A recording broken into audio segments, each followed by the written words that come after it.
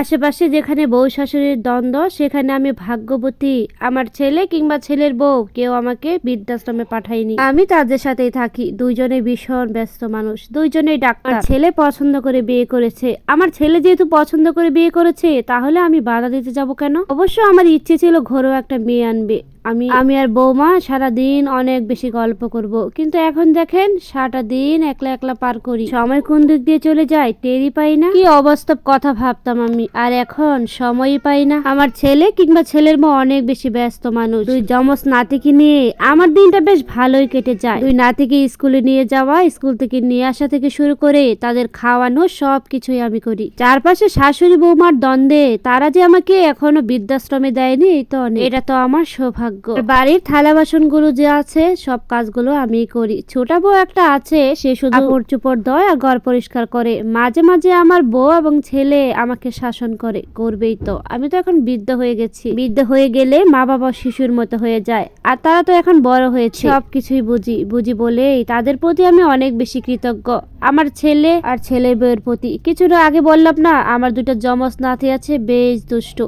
তারা যদি একটু খেলাধুলা করতে গিয়ে একটু ব্যথা পায় তাহলে বৌমা এসে আমাকে বলে, আচ্ছা আপনি সারাদিন কি করেন? ছেলে দুটোকে দেখে রাখতে পারেন না? যান তো এসে গাড়িতে চড়ে বাচ্চাদের স্কুলে নিয়ে যান আর নিয়ে আসেন। আর এর মধ্যেও যদি বাচ্চাদের দেখতে না পারেন তাহলে কিভাবে হবে বলেন তো? সাথে ছেলেও আমাকে বলে, মা তুমি তাদেরকে কেন ভালোভাবে দেখে রাখতে পারো না? ওদের জন্য আমাদেরও তো চিন্তা হয়।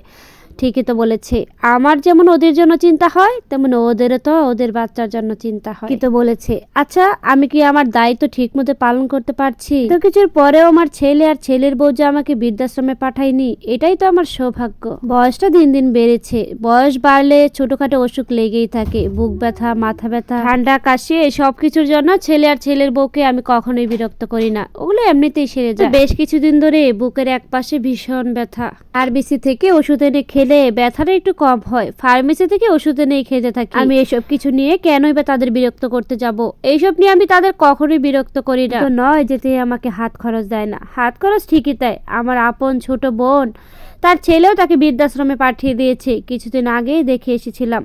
জায়গাটা ভীতিকর নয়, তবুও তো নিজের বাড়ি নয়। আমি সেখানে যেতে চাই না বলে আমি আমার ছেলে আর ছেলের বউর উপর কোনো কথা বলি না, তাদেরকে বিরক্ত করি না। ওরাও তো আমাকে যত্ন করে, আমাকে দেখে আমাকে কাপড় চোপড় সবকিছু এনে দেয়, ঠিক মতো খাবার দেয়। একটা সময় ছিল কত কষ্ট করেছি।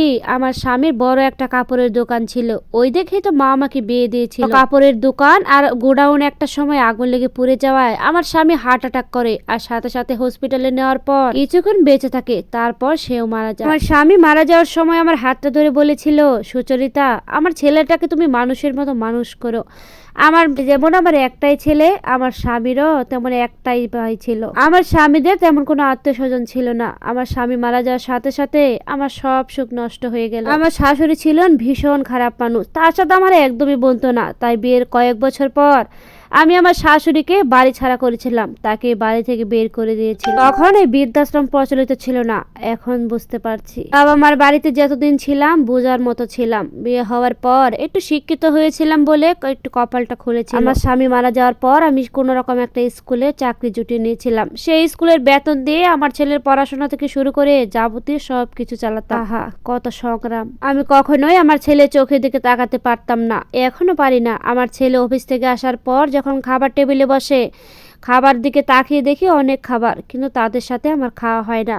কারণ আমার দুইটা নাতি আছে, তাদেরকে খাইয়ে দাইয়ে ঘুম পাড়ানোর পর আমার ছেলে আর ছেলের বউ গল্প করতে করতে খাওয়া শেষ করে চলে যায়, তারপর গিয়ে আমি একাই খাই। এতটুকু প্রাইভেসি তো ওদের দিতেই হবে। এত কিছুর পর ছেলে আর ছেলের বউ যে আমাকে বৃদ্ধাশ্রমে পাঠায়নি, এটাই তো আমার সৌভাগ্য। এত কিছুর পরেও ছেলেটাকে মানুষ করেছি।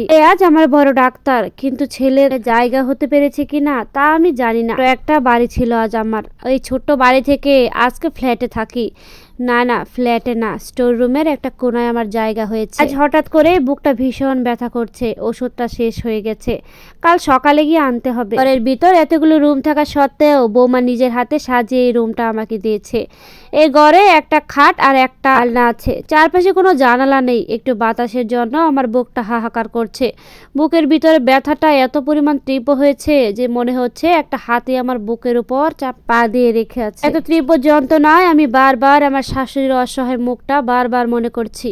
আচ্ছা, মরার আগে কি কেউ বুঝতে পারে যে সে মারা যাচ্ছে? আমি বুঝতে পারছি। আমি শেষ অবধি আমার ছেলের ঘরে মৃত্যুবরণ করছি, আর এটাই আমার সৌভাগ্য। চারপাশে এত দ্বন্দ্ব, এত কোলাহল, সবকিছুর মাঝেও যেখানে মায়েদের জায়গা হয় না, সেখানে যেখানেই আমার জায়গা হোক না কেন, শেষ নিঃশ্বাস আমার ছেলের ঘরে ত্যাগ করছি।